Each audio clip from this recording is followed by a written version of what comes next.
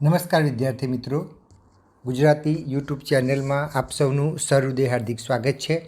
વિદ્યાર્થી મિત્રો, આજે આપણે ધોરણ 11 ગુજરાતી પ્રથમ પરીક્ષા વર્ષ 2025-26માં લેવાયેલ પરીક્ષાના પ્રશ્નપત્રની આજે આપણે જવાબ સાથે ચર્ચા કરવાના છીએ.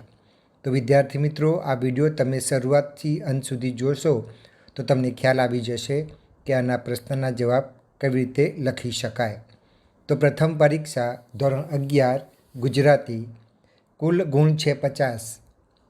એમાં વિભાગ એ પદ્ય વિભાગ. નીચેના હેતુલક્ષી પ્રશ્નોનો માગ્યા પ્રમાણે ઉત્તર લખો. તો એમાં નંબર 1, ચક્રવાક મિથુન કાવ્યનો સાહિત્ય પ્રકાર જણાવો. એનો જવાબ છે ખંડકાવ્ય. આગળ જોઈએ, નીચેના પ્રશ્નો માટે આપેલા વિકલ્પમાંથી યોગ્ય વિકલ્પ પસંદ કરી ઉત્તર લખો. નંબર 2, કવિએ કયું અચરજ જોયું? તો વિદ્યાર્થી મિત્રો, નીચે 3 ઓપ્શન આપેલા છે. એમાં સાચો જવાબ છે બી, પડછાયાનું. પ્રશ્ન નંબર 3, ગોરી શબ્દનો સાચો અર્થ શું થાય? તો એનો જવાબ છે બી, રૂપાળી સ્ત્રી. નીચેના પ્રશ્નોના એક વાક્યમાં ઉત્તર લખો. પ્રશ્ન નંબર 4, નાવિકે અગાઉ કઈ બાબત વિશે સાંભળ્યું હતું? તો જવાબ છે નાવિકે અગાઉ શ્રીરામની ચરણરજના સ્પર્શથી પાષાણ પણ સ્ત્રી બની જાય છે. શ્રીરામના આ મહિમા વિશે નાવિકે અગાઉથી સાંભળ્યું હતું. પ્રશ્ન નંબર 5, ધણ ક્યારે ઘર તરફ જાય છે?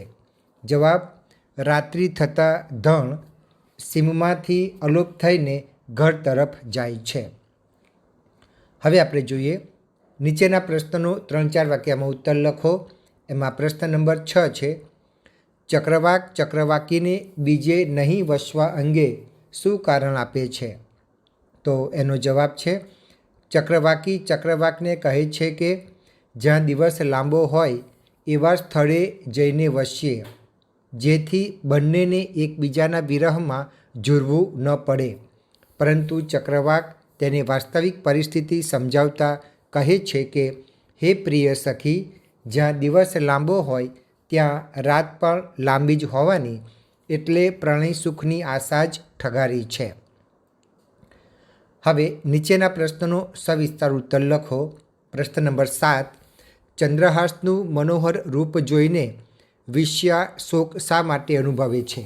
વિદ્યાર્થી મિત્રો, તમે જ્યારે વિસ્તારથી પ્રશ્ન જવાબ લખો ત્યારે તમારે કર્તાનું નામ, કૃતિનું નામ અને સાહિત્ય પ્રકાર લખવાનો હોય છે. અહીંયા તમારે લખવાનું છે કાવ્યનું નામ એમ ઉગાર્યો ચંદ્રહાસ, સર્જક છે પ્રેમાનંદ અને સાહિત્ય પ્રકાર છે આખ્યાન ખંડ. આટલું લખ્યા બાદ તમારે જવાબ લખવાની શરૂઆત કરવાની છે. જવાબ જોઈએ, ચંદ્રહાસનું મનોહર રૂપ જોતાં જ વેશ્યા તેનાથી મોહાઈ જાય છે, પરંતુ તે તત્ક્ષણ વિચાર કરે છે કે જેણે જપ, તપ, વ્રત અને દેહ દમન કર્યા હોય તેને જ એના ઘરની નાર હોય, તે જ એના ઘરની નાર હોય. જે ભાગ્યશાળી હશે તેને જ આવો સુંદર ભરથાર મળશે. પોતે એક પણ પુણ્ય કર્યું નથી તો આવો ભરથાર ક્યાંથી મળવાનો? આવા વિચારથી વેશ્યા દુઃખી થઈ જાય છે અને ચંદ્રહાસનું મનોહર રૂપ જોઈને શોક અનુભવતી આંસુ સારે છે. હવે એના અથવામાં બીજો પ્રશ્ન હતો, એ પણ જોઈ લે. પ્રશ્ન નંબર 7, સીમ અને ઘરનું કથાવસ્તુ તમારા શબ્દોમાં લખો. વિદ્યાર્થી મિત્રો, મેં તમને આગળ જણાવ્યું તેમ અહીંયા પણ તમારે કર્તાનું નામ, કૃતિનું નામ અને સાહિત્ય પ્રકાર લખ્યા બાદ જ જવાબ લખવાની શરૂઆત કરવાની છે. આપણે જવાબ જોઈએ. હજી સીમ લીલીછમ એટલે કે હરિયાળી છે. એ સીમમાં ગાયો ચરી રહી છે. એ હરિયાળી એટલે કે હરિયાળા ઘાસને પેટ ભરીને ખાવા છતાં હરિયાળી ખૂટે નહીં એટલી વિશાળ સીમ છે. રાત પડવા આવી છે. હવે રાત્રિના અંધકારમાં ગાયો અદૃશ્ય થઈ જશે અને સૌ ગાયો ઘર તરફ ચાલી જશે. અત્યારે તો બપોરનો સમય થયો છે. વડના વૃક્ષ નીચે વાગોળતી અને ઊંઘના ઝોકા ખાતી ગાયોને જોઈને અસીમ શાંતિ હસી રહી હતી. ગાયોની નસે નસમાં જાણે સીમ ધસી રહી હતી.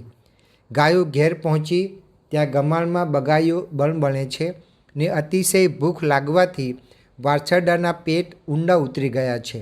રાત્રિનો અંધકાર ગાયોની આંખમાં મેષ આંજે છે અને ગાયો ગમાણમાં જઈ ખીલે બંધાઈ જાય છે. એવામાં ભૂખ્યા વાછરડા ધાબવા માટે ગાયના આંચળમાં મુખ નાખે છે, ત્યાં તો વાછરડા એમના મુખમાં આખી સીમમાં રેલાતા અમૃતમય સત્વ એટલે કે હીરનો સ્વાદ માણે છે.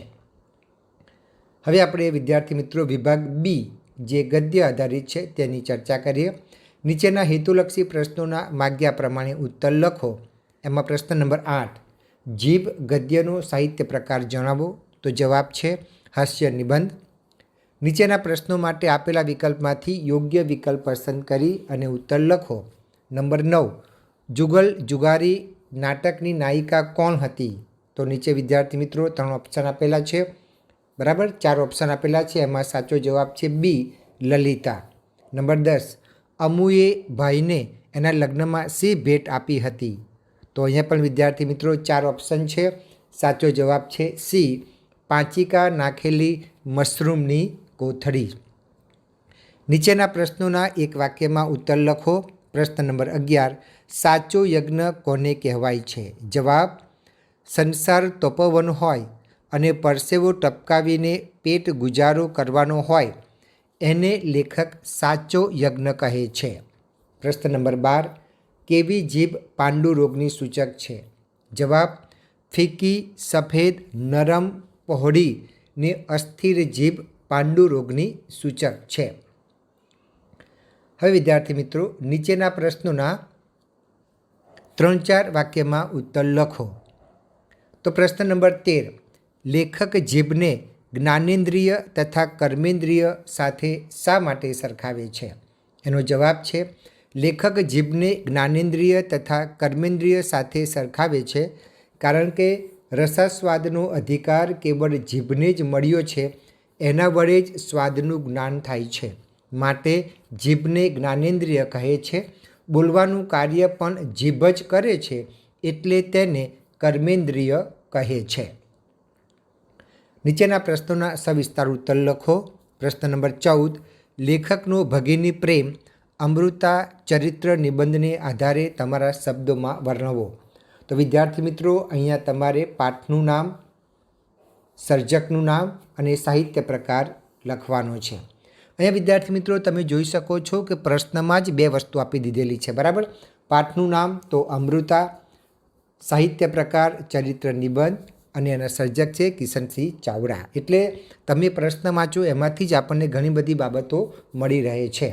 તો વિદ્યાર્થી મિત્રો જ્યારે આપણે વિસ્તારથી સમજાવો પ્રશ્ન જવાબ લખીએ ત્યારે કર્તાનું નામ, કૃતિનું નામ અને સાહિત્ય પ્રકાર લખ્યા પછી તમારે જવાબ લખવાની શરૂઆત કરવાની છે. હવે આપણે જવાબ જોઈએ.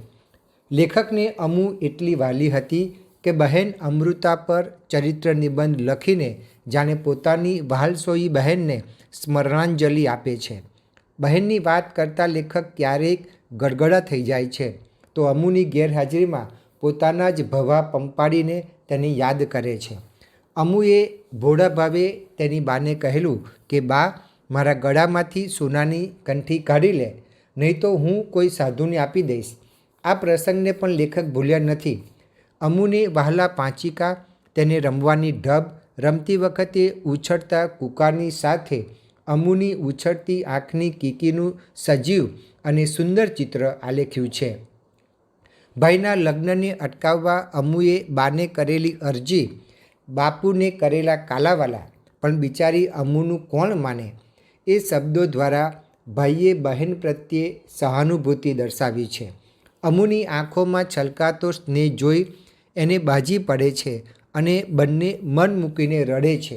અમુના લગ્ન લેવાયા ત્યારે તેઓ એટલા ગમગીન થઈ ગયા કે અમુને પીઠી ચડી ત્યારે તેઓ રડી પડે છે.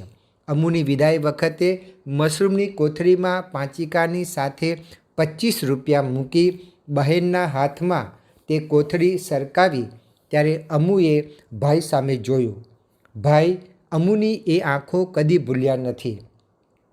લગ્નના 4 વર્ષ પછી ભાઈની લાડલી તોફાની મસ્તીખોર બહેન અમુને અચાનક બીમારીએ ઘેરી લીધી અને સૌને રડતા મૂકીને તે ચાલી ગઈ. અમુના મૃત્યુ પછી તેની પેટીમાં પડેલા કૂબકા જોઈને લેખકનું હૃદય દ્રવી ઉઠે છે અને બાને ભેટી પડે છે. તો વિદ્યાર્થી મિત્રો, આ રીતે તમારે જવાબ લખવાનો છે. હવે 14ના અથવામાં બીજો 14નો પ્રશ્ન છે, એ આપણે જોઈ લઈએ. બુરાઈના દ્વાર પરથી લોકકથાને આધારે શ્રીમંત માણસોની મનોવૃત્તિ વિશે જણાવો. વિદ્યાર્થી મિત્રો, મેં તમને આગળ જણાવ્યું તેમ જ્યારે આપણે વિસ્તારથી સમજાવો પ્રશ્ન જવાબ લખીએ ત્યારે આપણે કર્તાનું નામ, કૃતિનું નામ અને સાહિત્ય પ્રકાર લખ્યા પછી જવાબ લખવાની શરૂઆત કરવાની છે. હવે આપણે તેનો જવાબ જોઈએ. બુરાઈના દ્વાર પરથી લોકકથા ગરીબોની પરસેવાની કમાણીને લૂંટી લેતા એમનું શોષણ કરતા શ્રીમંતો વિશેની વાત છે. જમકુના શબ્દોમાં કહીએ તો હજારોના રડનારા અને હજારોના ધુવાડા કરીને વરા ઉકેલનારા પણ શાક પાંદડાની વાતમાં પૈસાની ગણતરી છોડતા નથી. ગરીબને 4-6 આના ખટવતા શું કામ બીએ છે? હાથ પગ અને ગળામાં સોનાના આભૂષણ, પગમાં ચંપલ, અંગ પર ઝીણો સુંદર સાડલો, નાની સી કોથળીમાં ઠીક પૈસા, છતાં આ ગરીબ પાસે ચીભડા લેતી વખતે નમતું જોખાવીને વધારે પડાવી લેવાની, ઉપરથી પોતાના છોકરા માટે ચીભડાની એક ચીર મફતમાં પડાવી લેવાની હીન મનોવૃત્તિ અહીં આબેહૂબ છતી થઈ છે. લાવ, ચીર દે છે કે નીકર આલે તારું ચીભડું પાછું, એવી ધમકી આપતી શ્રીમંત બાઈને ચીભડું વેચવાની જમકુની મજબૂરી છે એટલે ચીર દેવી પડે છે. પરંતુ કલેજામાંથી ચીર કાપી આપવી પડી હોય એવું દર્દ તેને થાય છે. આવી જ સંવેદનહીનતા દર્શાવનાર ખેસધારી વેપારીને જમકુ પાસેથી આનાના 3 શેરના આખોય લોટ પડાવી લેવો છે. આથી સુમનલાલને ઇશારત કરીને બોલાવી લે છે અને એને કહે છે કે તેઓ થાકેલા હોવાથી સાંજ પડતા બધા જ ચીભડા મફતના ભાવે આપીને જતા રહેવાના. આનાના 3 શેર લેખે આખોય લોટ લઈને બંને વહેંચી લઈશું. પણ જમણ જમકુ સમજી ગયા, આપણું ઘરાક ટાળ્યું ઓલે શેઠીએ. આ શબ્દોમાં તેમના હૈયાની હાય સંભળાય છે. આમ આ લોકકથામાં શ્રીમંતોની શોષણખોરી, સંકુચિત, સ્વાર્થી અને સંવેદનહીન મનોવૃત્તિ તેમની વિકૃતિને છતી કરે છે. હવે વિદ્યાર્થી મિત્રો, આપણે વિભાગ સી જે વ્યાકરણ આધારિત છે તેની ચર્ચા કરીએ. નીચેના સમાનાર્થી શબ્દોને સામસામે જોડીને લખો. વિદ્યાર્થી મિત્રો, તમારે 3 શબ્દો સામસામે લખવાના છે. અહીંયા તમે જોઈ શકો છો સ્ક્રીન ઉપર. સુવર્ણ, કંચન, હેમ, ખુવાર, નુકસાન, ખોટ, દર્પ, અભિમાન અને ગર્વ. આગળ જોઈએ. નીચેના વાક્યોમાં રેખાંકિત શબ્દના સ્થાને તેનો વિરુદ્ધાર્થી શબ્દ લખી વાક્યનો અર્થ બદલાય નહીં તે રીતે ફરીથી લખો. નંબર 18. સરોવર ભર્યું છે નિર્મળ નીરે. એનો જવાબ થશે સરોવર ભર્યું નહોતું મલિન નીરે. નંબર 19. ટાઢા રોટલા કેમ ખાવો છો? જવાબ ઊના રોટલા કેમ ખાતા નથી. નંબર 20. સોદાગરનો છોકરો જબરો નીકળ્યો. જવાબ સોદાગરનો છોકરો નિર્બળ ન નીકળ્યો. હવે આપણે આગળ જોઈએ. નીચેના શબ્દ સમૂહ માટે એક શબ્દ લખો. નંબર 21. દરરોજના કામની નોંધ પોથી એટલે રોજનીશી. પંખીનું જોડું એટલે વિહંગ યુગ્મ. નંબર 23. શાકભાજી વેચનાર એટલે કાચીઓ. નીચેના તળપદા શબ્દોના માન્ય ભાષાના શિષ્ટ અર્થ લખો. નંબર 24. હડમાન એટલે હનુમાન અને ભૂર એટલે મૂર્ખ. નીચેના શબ્દોની સાચી જોડણી લખો. વિદ્યાર્થી મિત્રો, તમે સ્ક્રીન પર જોઈ શકો છો. સાચી જોડણી મેં લાલ પેનથી લખેલી છે. પ્રતિકૂળ અને દૃષ્ટિકોણ. નીચેના શબ્દોના અર્થભેદ લખો. દીન, તમે જ્યારે દીર્ઘઈ કરો છો એનો અર્થ થાય રંક અને ગરીબ, અને દિનમાં તમે હસ્વઈ કરો છો એનો અર્થ થાય દિવસ. ઉદર, જેમાં અનુસ્વાર નથી, એ ઉદર એટલે પેટ, અને ઉંદર, જેની પર ઉ પર અનુસ્વાર મૂકેલો છે, એ ઉંદર એટલે એક ધરાઉ પૂંછડીવાળું પ્રાણી. નીચેના રૂઢિપ્રયોગનો અર્થ આપી વાક્યમાં પ્રયોગ કરો. નંબર 30, શરમના શેરડા પડવા એટલે શરમથી મોં લાલ થઈ જવું. વાક્ય: શિક્ષકે તોફાની વિદ્યાર્થીની પ્રશંસા કરી ત્યારે તેના મુખ પર શરમના શેરડા પડ્યા. નંબર 30 એના અથવામાં છે વિદ્યાર્થી મિત્રો. જીવ ન ચાલવો એટલે હિંમત ન હોવી. વાક્ય: શ્રીધરના મૃત્યુના સમાચાર એની માને આપતા કોઈનો જીવ ન ચાલ્યો. નીચેના પ્રશ્નોના ઉત્તર કૌંસમાં દર્શાવેલી સૂચના પ્રમાણે લખો. નંબર 31, ડોસાની આંખોની મનુષ્યનું તેજ નહોતું. તો વિદ્યાર્થી મિત્રો આમાં વાક્યમાં પ્રત્યય સુધારવાનો છે. તો આંખોની એની જગ્યાએ આંખોમાં. તો જવાબ આ રીતે થશે: ડોસાની આંખોમાં મનુષ્યનું તેજ નહોતું. તો અહીંયા ની જે પ્રત્યય છે એની જગ્યાએ તમારે માં પ્રત્યય મૂકવાનો છે. નંબર 32, હું તો જોઈ રહ્યો છું કે આ લોકોનું કેવું સાચું સહિયારું જીવન છે. વાક્યમાંથી સંયોજક શોધીને લખો. તો વિદ્યાર્થી મિત્રો અહીંયા કે આ સંયોજક રહેલો છે. નંબર 33, ઘણી ખરી ઇન્દ્રિયો પર આપણો કાબૂ નથી. વાક્યમાં વિભક્તિનો પ્રકાર ઓળખાવો. તો વિદ્યાર્થી મિત્રો આમાં પર એ વિભક્તિ છે અને અધિકરણ વિભક્તિ છે, જેને આપણે 7મી વિભક્તિ તરીકે ઓળખીએ છીએ, અધિકરણ વિભક્તિ. પ્રશ્ન નંબર 34, મરમે ભરતી ડગ જડમાં બગશામાં સમીપે આવી. તો આમાં વિદ્યાર્થી મિત્રો આપણે સંયોજક મૂકવાનું છે. તો આમાં જેમ સંયોજક મુકાય તો જવાબ આ રીતે લખાય: મરમે ભરતી ડગ જેમ જડમાં બગ શ્યામા સમીપે આવી. હવે વિદ્યાર્થી મિત્રો આપણે વિભાગ ડી જે અર્થગ્રહણ છે એની પણ ચર્ચા કરી લઈએ. નીચેનું કાવ્ય વાંચી તેની નીચે આપેલા પ્રશ્નોના ઉત્તર લખો. તો પહેલાં આપણે કાવ્યનું પઠન કરીશું, ત્યાર પછી તેના પ્રશ્નોના જવાબની ચર્ચા કરીશું.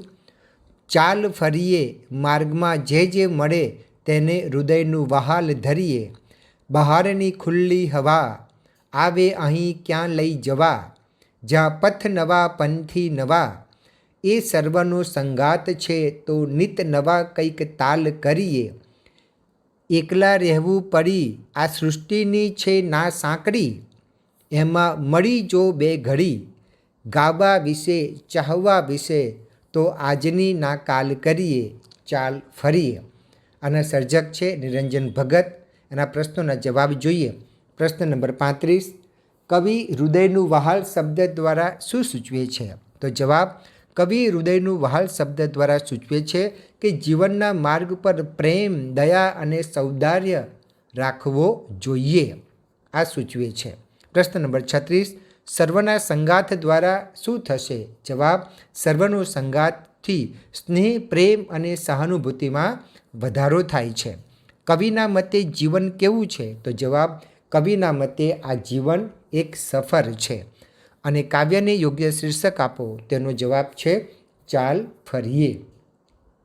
હવે વિદ્યાર્થી મિત્રો નીચેનો ગદ્યખંડ વાંચી તેની નીચે આપેલા પ્રશ્નોના જવાબ લખો. તો પહેલાં આપણે ગદ્યખંડનું પઠન કરીશું, ત્યાર પછી તેની નીચે આપેલા પ્રશ્નોના જવાબની ચર્ચા કરીશું. નદીને જો કોઈ ઉપમા છાજે તો તે માતાની જ છે. નદીને કાંઠે રહીએ એટલે દુકાળની બીક જ નહીં. મેઘરાજા દગો દે ત્યારે નદી માતા આપણો પાક પકવે. નદીનો કાંઠો એટલે શુદ્ધ અને શીતળ હવા. નદીને કાંઠે ફરવા જઈએ એટલે કુદરતના માતૃવાત્સલ્યના અખંડ પ્રવાહનું દર્શન થાય છે. નદી મોટી હોય અને એનો પ્રવાહ ધીર ગંભીર હોય ત્યારે તો કાંઠા ઉપર રહેનારા લોકોની જાહો જલાલી નદીને જ આભારી હોય છે. નદી જનસમાજની માતા છે. નદી ઈશ્વર નથી પણ ઈશ્વરનું સ્મરણ કરાવનાર દેવતા છે. જો ગુરુને વંદન ઘટે છે તો નદીને પણ વંદન કરવું ઘટે છે. પ્રશ્ન નંબર 39, નદીને શાની ઉપમા આપી શકાય? તેના કાંઠે વસનારાને શાની બીક નથી? તો જવાબ: નદીને માતાની ઉપમા આપી શકાય અને નદીના કાંઠે વસનારને દુકાળની બીક રહેતી નથી. પ્રશ્ન નંબર 40, નદી કાંઠે ફરવા જવાથી શાના દર્શન થાય છે? જવાબ: નદી કાંઠે ફરવા જવાથી કુદરતના માતૃવાત્સલ્યના અખંડ પ્રવાહનું દર્શન થાય છે. પ્રશ્ન નંબર 41, નદી શું નથી અને શું છે? નદી ઈશ્વર નથી, પણ ઈશ્વરનું સ્મરણ કરાવનાર દેવતા છે. નદી એ જન સમાજની માતા છે. પ્રશ્ન નંબર 42, ગદ્યખંડને યોગ્ય શીર્ષક આપો. તેનો જવાબ છે લોકમાતા નદી. હવે વિદ્યાર્થી મિત્રો, નીચેના વાક્યોમાં યોગ્ય વિરામચિહ્નો દર્શાવી અને વાક્ય ફરીથી લખો. તો વિદ્યાર્થી મિત્રો, પ્રશ્ન નંબર 43માં તમે જોઈ શકો છો, મેં લાલ પેનથી 2 વિરામચિહ્નો મૂકેલા છે. કૂકા તો અમુનું અમૂલ્ય ઘરેણું, એની મોંઘી મિલકત. તો ઘરેણું છે ત્યાં અલ્પ વિરામ અને મિલકત શબ્દની પાછળ ઉદ્ગાર ચિહ્ન આવશે.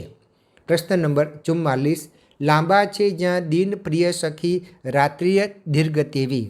તો દીન શબ્દ છે ત્યાં અલ્પ વિરામ મૂકવાનું, સખી છે ત્યાં ઉદ્ગાર ચિહ્ન અને તેવી એ શબ્દ પાછળ પૂર્ણવિરામ મૂકવાનું છે. વિદ્યાર્થી મિત્રો, તમે સ્ક્રીન પર જોઈ શકો છો, મેં વિરામ ચિહ્ન લાલ પેનથી મૂકેલા છે. આવું તમે પરીક્ષામાં લખ્યું હશે તો તમને પૂરેપૂરા માર્ક્સ મળશે. હવે આપણે વિદ્યાર્થી મિત્રો વિભાગ ઈ જે લેખન સજ્જતા છે એની ચર્ચા કરી લઈએ. નીચે આપેલા પંક્તિનો આશરે 100 શબ્દોમાં વિચાર વિસ્તાર કરો. કોઈ મારા માર્ગમાં કંટક ભલેને પાથરે, પુષ્પ તેના માર્ગમાં વેરીશ હું. હવે આપણે તેનો જવાબ જોઈએ. પ્રસ્તુત મુક્તકમાં કવિએ અપકારનો બદલો ઉપકારથી વાળવાની પોતાના હૃદયની ભાવના વ્યક્ત કરી છે. તે કહે છે કે ભલેને મારા માર્ગમાં કોઈ કાંટા પાથરે, પરંતુ હું તો તેના માર્ગમાં પુષ્પો જ વેરીશ. કવિ 2 વાર વેરીશ હું કહીને પોતાની નિષ્ઠાને ભાવપૂર્વક સમજાવે છે. માનવ વચ્ચેનો સંબંધો સુધારવાનો બસ એક જ માર્ગ છે અને તે છે અપકારનો બદલો ઉપકારથી વાળવાની ઉમદા ભાવના. આપણે બુરાઈનો બદલો ભલાઈથી, દ્વેષનો બદલો પ્રેમથી અને દુશ્મનાવટનો બદલો મૈત્રીથી વાળવાનો દૃઢ સંકલ્પ કરીશું તો સુખ અને શાંતિ પામી શકીશું. આપણે એવી ભાવના સેવીએ કે હું કોઈની ઈર્ષ્યા ન કરું, જેથી મારી પણ કોઈ ઈર્ષ્યા ન કરે. હવે આપણે વિદ્યાર્થી મિત્રો નીચે આપેલા વિષયોમાંથી કોઈ પણ એક વિષય પર તમારે નિબંધ લખવાનો છે. એમાં 3 વિષય આપેલા છે. એક નાટ્યકાર બોલે છે, મારો યાદગાર પ્રવાસ, યુદ્ધ નહીં પણ બુદ્ધ. હવે આપણે આ પ્રશ્નની ચર્ચા કરીએ. તો મારો યાદગાર પ્રવાસ એની આ નિબંધની આપણે ચર્ચા કરીએ છીએ. જવાબ: ભૌમ્ય વિના મારે ભમવાતા ડુંગરા જંગલની કુંજ જોવી હતી. એના સર્જક છે ઉમાશંકર જોશી. અને બીજું વાક્ય છે, બીજું કોટેશન છે, પ્રવાસ એટલે અગવડો વેઠવા માટેની બાદશાહી સગવડ. એના સર્જક છે કાકા સાહેબ કાલેલકર. પગપાળા પ્રવાસનો આનંદ કાંઈ ઓર હોય છે. હું અને મારા મિત્રો દર વર્ષે 3-4 દિવસનો પગપાળા પ્રવાસ ખેડીએ છીએ.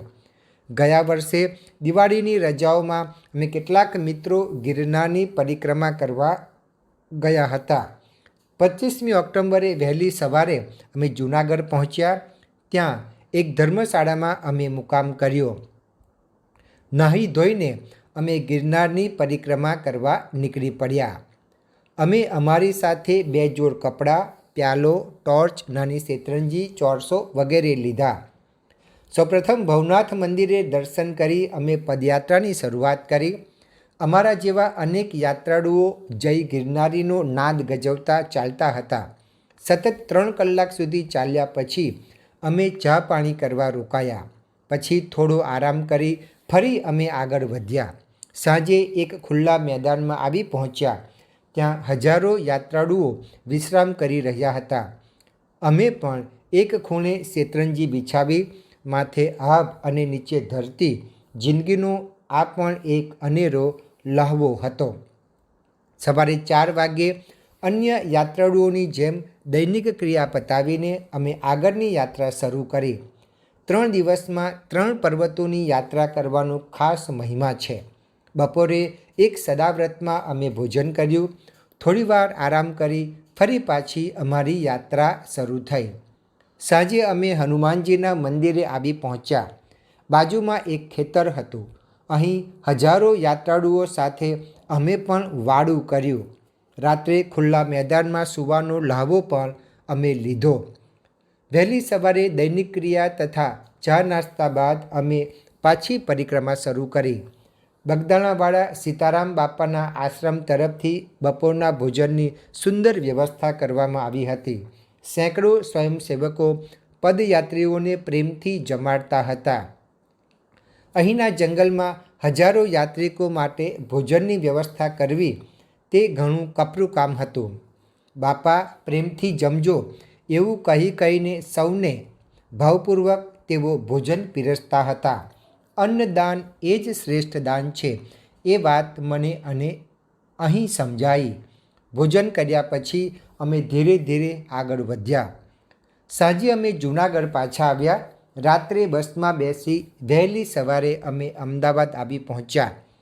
લોકોની ધાર્મિક ભાવના, નિસ્વાર્થ સેવાવૃત્તિ અને પ્રાકૃતિક સૌંદર્યની વચ્ચે અમે પર્વતારોહણનો અનેરો અનુભવ થયો. આ 3 દિવસ દરમિયાન અમને છાપું, રેડિયો કે ટીવીની ખોટ જરાય સાલી નહોતી. અમારો આ ગિરનાર પ્રવાસ અમને હંમેશા યાદ રહેશે. હવે વિદ્યાર્થી મિત્રો, આપણે એના અથવામાં જે બીજો નિબંધ છે, યુદ્ધ નહીં પણ બુદ્ધ, એની પણ ચર્ચા કરી લઈએ. તો એનો જવાબ જોઈએ. યુદ્ધ નહીં પણ બુદ્ધ. વૈજ્ઞાનિક સિદ્ધિઓ અને ઝડપી વાહન વ્યવહારની સુવિધાઓને કારણે આજે વિશ્વના દેશો વચ્ચેના ભૌગોલિક અંતરો ઘટી રહ્યા છે. વૈજ્ઞાનિક શોધોએ પ્રવર્તમાન વિશ્વને ઘણું સાંકડું બનાવી દીધું છે. આજે તો સવારે ભારતમાં ચા પીએ ને બપોરનું ખાણું લંડનમાં લઈ શકે, સાંજની ચા જર્મનીમાં પીએ અને રાતનું વાળું અમેરિકામાં કરે, એટલી હદે કાળા માથાના માનવીએ સિદ્ધિ હાંસલ કરી છે. એક દેશના અજાણ્યા ખૂણામાં બની રહેલો બનાવ ઉપગ્રહની મદદથી ટેલિવિઝન પર જોઈ શકાય છે. મોરબીની જળ હોનારત ટીવી પર પ્રથમ જોનાર અમેરિકાએ એ હકીકત ઉપર મહોર મારી દીધી છે. આટલી બધી સિદ્ધિઓ હાંસલ કરી હોવા છતાં માનવી સુખી નથી. યુદ્ધની લટકતી તલવાર માનવીને સુખે સુવા દેતી નથી. અણુબોમ્બ અને હાઇડ્રોજન બોમ્બ કરતાં પણ અનેક ગણી વિનાશક શક્તિ ધરાવતા ભયંકર શસ્ત્રોએ માનવજાતના અસ્તિત્વ સામે મોટો ભય ખડો કરી દીધો છે. ન કરે નારાયણ ને જો ત્રીજું વિશ્વયુદ્ધ થાય તો એ યુદ્ધમાં વિજેતા બનનાર પણ વિજયનો આનંદ માણવા જીવતો નહીં હોય. એવું વિનાશક એ મહાયુદ્ધ હશે. એની જગતને પ્રતીતિ થઈ ચૂકી છે. ભગવાન ઈસુ, ગૌતમ અને ગાંધીને પૂજનારી પ્રજા પણ યુદ્ધ વિનાના વિશ્વના સ્વપ્નને સાકાર કરી શકી નથી. વર્લ્ડ વિધાઉટ વોર, આ સ્વપ્ન સાકાર થઈ શક્યું નથી. કુદરત પર વિજય મેળવવા મથતો માનવી પોતાની જાત પર વિજય નથી મેળવી શક્યો. સ્વર્ગસ્થ પંડિત જવાહરલાલ નહેરુના શબ્દો યાદ આવે છે કે ગૌતમ બુદ્ધની 25મી જન્મ જયંતિની ઉજવણી પ્રસંગે તેમણે કહ્યું હતું, આપણી પાસે માત્ર 2 માર્ગ છે, એક બુદ્ધનો માર્ગ અને બીજો યુદ્ધનો માર્ગ. બુદ્ધનો માર્ગ એટલે સત્ય અહિંસા દ્વારા સહકારનો માર્ગ. યુદ્ધનો માર્ગ એટલે જૂઠ, હિંસા અને અશાંતિ દ્વારા સર્વનાશનો માર્ગ. જગતને આજે યુદ્ધ ખપતું નથી. આજનો માનવી ભૌતિક દ્રષ્ટિએ ભલે સમૃદ્ધિના સર્વોત્તમ શિખરે પહોંચ્યો હોય, પરંતુ નૈતિક અને આધ્યાત્મિક મૂલ્યોની દ્રષ્ટિએ એ પતનની ઊંડી ગર્તામાં ગબડી પડ્યો છે. આત્માની કંગાલિયતે માનવીને વામણો બનાવી દીધો છે.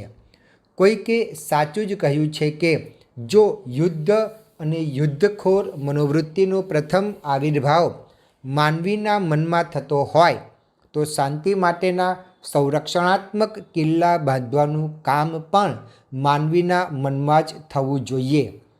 જાગ્યા ત્યાંથી સવાર ગણીને બુદ્ધ અને ગાંધીજીએ ચીંધેલા સત્ય અહિંસાના માર્ગે આગળ વધીએ એમાં જ માનવજાતનું કલ્યાણ રહેલું છે.